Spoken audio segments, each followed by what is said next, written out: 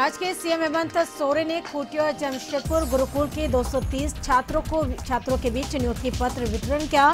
सभी छात्रों को निर्माण और इलेक्ट्रीशियन के कोर्स में 3 महीने का आवासीय प्रशिक्षण प्राप्त हुआ है। कार्यक्रम में मंत्री चंपाई सोरेन भी उपस्थित रहे। मंत्री चंपाई सोरेन ने कहा कि ग्रामीण क्षेत्र के विद्यार्थी को ट्रेनिंग दिया गया है, उनको नियुक्ति पत्र दिया गया है। ग्रामीण क्षेत्रों में लोग खेती पर निर्भर है, लिहाजा छात्रों को इसे लेकर ट्रेंड किया गया है। सरकार की जो सोच है उनके माध्यम से गांव तक भी जाएगा। मुख्यमंत्री हेमंत सोरेन ने कहा कि बेहद सुखद दिन है, बेरोजगारों को रोजगार से जोड़ा जा रहा है। राजद विधायक अजय यादव ने कांग्रेस द्वारा उपचुनाव में उधार उतारने का बयान दिया है। कांग्रेस ने ये बता दें कि यह कहा है कि लोकतंत्र है, कोई भी अपना उम्मीदवार कहीं भी उतार सकता है। राज्य और राजनीति के हित में राजद के उम्मीदवार को उतारना है। राजद के उम्मीदवार ही इन दोनों सीटों पर जीत हासिल कर सकते हैं। कांग्रेस अपने उम्मीदवार को उतारना है तो उतारे, दोनों सीटों पर राजद ही जीतेगी, दोनों सीट पर जीतना अहम है। देवगढ़ समाहरणालय परिसर में डीसी मंजुनाथ भजंत्री ने डैन उन्मूलन जागरूकता रथ को हरी झंडी दिखाकर रवाना किया। जागरूकता रथ को रवाना करते हुए डीसी मंजुनाथ भजंत्री ने कहा कि डैन प्रथा एक सामाजिक बुराई है और इससे अभिशाप माना जाता है। जागरूकता नहीं होने और पुरानी मानसिकता के कारण लोग आज भी इस प्रथा को जारी रखे हुए हैं। उन्होंने कहा कि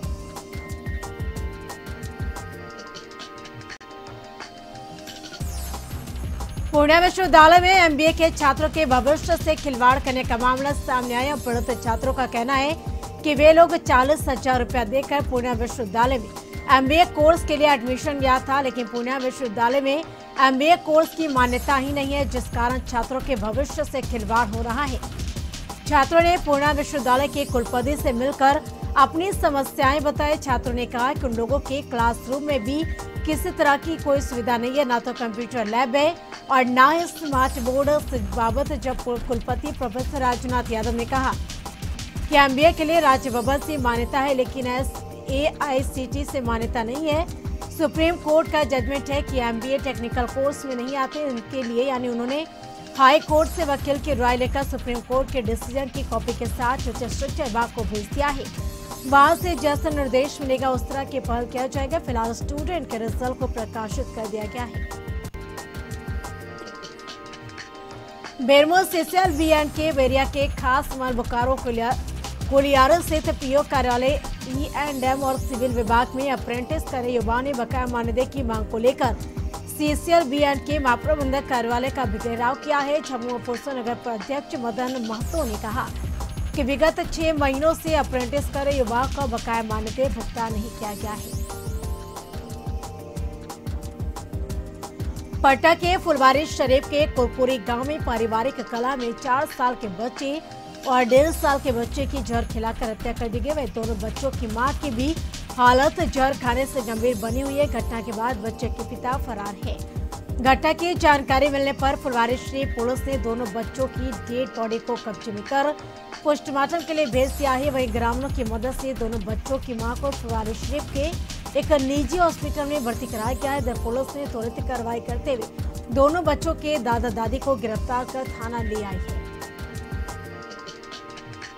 छपरा में पंचायत चुनाव जीतने के लिए प्रत्याशी अब बार बालाओं का डांस करवा रहे हैं। मामला गड़खा प्रखंड के मोतीराजपुर पंचायत का है, जहां मुख्य उम्मीदवार ने अपने चुनाव प्रचार के लिए एक बार बाला का इंतजाम किया और उससे अपनी प्रचार गाड़ी की छत पर चढ़ाकर अश्लीलता की सीमा रेखा को छूते हुए एक लिरिक्स के साथ ठुमके लगवाए। बता दें कि गड़खा में 8 अक्टूबर को मतदान होना है और उसके लिए पहले ऐसी तस्वीरों का आना भारतीय लोकतंत्र के लिए बेहद शर्मनाक स्थिति है। पंचायत चुनाव के तीसरे चरण में पूर्णिया के बरहरा कोठी और भवानीपुर में 8 अक्टूबर को चुनाव होना तय है। डीएम राहुल कुमार, एसपी दयाशंकर समेत तमाम अधिकारी बरहरा कोठी और भवानीपुर प्रखंड मुख्यालय पहुंचे, जहां तमाम अधिकारियों ने पंचायत चुनाव व्यवस्था का जायजा लिया और इस दौरान वहां के अधिकारियों के साथ बैठक है। डीएम और एसपी ने चुनाव को लेकर कई दिशा निर्देश भी दिए। डीएम ने कहा कि मतदान केंद्रों पर सुरक्षा के साथ साथ रोशनी और पानी की भी पर्याप्त व्यवस्था होनी चाहिए। सीतामढ़ी पोपरी प्रखंड में मुखिया पद के उम्मीदवारों के द्वारा नामांकन का दौर जारी। हर उम्मीदवार अपने अपने अंदाज से जलवा बिखेर रहे हैं। कोई स्कॉर्पियो तो कोई जिप्सी से अपना नामांकन देने पहुंच रहे हैं। ऐसा लगता है कि जैसे विधानसभा का नामांकन हो रहा है। और इसी क्रम में हरिहरपुर पंचायत के मुखिया प्रत्याशी राजीव कुमार सिंह अपने यानी ओपन जिप्सी से पूर्वी प्रखंड मुख्यालय पहुंचे। नामांकन के बाद समर्थकों ने फूल माला से लाद दिया है। दुर्गा पूजा पर कोल कर्मियों को बड़ा बोनस मिला है। कर्मचारियों को कोल इंडिया ने 72,500 रुपए का बोनस देने का फैसला लिया है। कोल इंडिया प्रबंधन और श्रमिक संगठनों के नेताओं के बीच घंटों चली बैठक में अनिश्चित सहमति बनी और 11 अक्टूबर तक बोनस का भुगतान हो जाएगा। इस वर्ष 4,000 रुपए अधिक भुगतान होगा। 1 अप्रैल 2021 के बाद रिटायर होने वाले कोयला कर्मियों को भी बोनस मिलेगा। दिल्ली में कोल इंडिया मानकीकरण समिति की बैठक में यह निर्णय किया गया है। बैठक में प्रबंधन और यूनियन के नेता मौजूद थे। बेगूसराय में दिल्ली से आने वाली महानंदा एक्सप्रेस ट्रेन में एक युवक की मौत हो गई। ट्रेन में युवक की मौत की सूचना पर बेगूसराय जीआरपी ने शव को अपने कब्जे में लेकर पोस्टमार्टम के लिए सदर अस्पताल भेज दिया है। वहीं मृतक युवक की पहचान सायपुर कमाल थाना क्षेत्र के गरसाना गांव निवासी कालू पासवान के रूप में की गई है। बताया जा रहा है कि मृतक कालू पासवान दिल्ली में रहकर मजदूरी करता था, जहां वह बीमार भी हुआ था। दिल्ली में इलाज के बाद परिजनों की सलाह पर वह घर बेगूसराय महानंदा एक्सप्रेस ट्रेन से आ रहा था। रोसड़ा अपर जिला और सत्र न्यायाधीश द्वितीय दिवेश कुमार की अदालत ने मई 2019 में हुए रोसड़ा थाना क्षेत्र के हिरमिया गांव में बकरी को लेकर विवाद में एक युवक की पीट कर हत्या मामले में दोषी ठहराए गए 4 आरोपियों को आजीवन कारावास की सजा सुनाई है। कोर्ट ने रोसड़ा थाना क्षेत्र के हिरमिया निवासी मोहम्मद रज्जाक और उसकी पत्नी अख्तरी खातून, बेटा जलील और साहिब को दोषी करार देते हुए सश्रम आजीवन कारावास की सजा सुनाई है। बेगूसराय में उत्तर प्रदेश के लखीमपुर खीरी में आंदोलनकारी किसानों की हत्या के विरोध और किसान आंदोलन के समर्थन में कांग्रेस ने कैंडल मार्च निकाला। कांग्रेस कार्यकर्ताओं ने शहर के स्वर्ण पुस्तकालय से और विभिन्न रास्तों से होते हुए शहीद स्मारक पहुंच कैंडल मार्च को समाप्त किया। कांग्रेसियों ने मृतक किसानों को श्रद्धांजलि दी।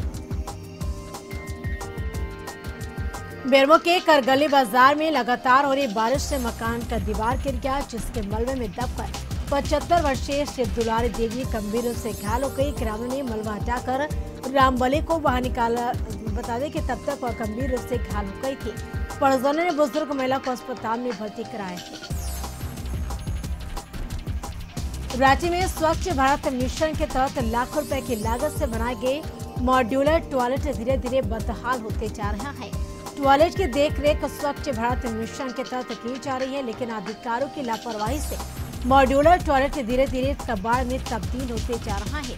सड़क किनारे राहगीरों के लिए मॉड्यूलर टॉयलेट का निर्माण 80 लाख रुपए की लागत से किया गया था, लेकिन अब इसकी सूद लेने वाला कोई नहीं है।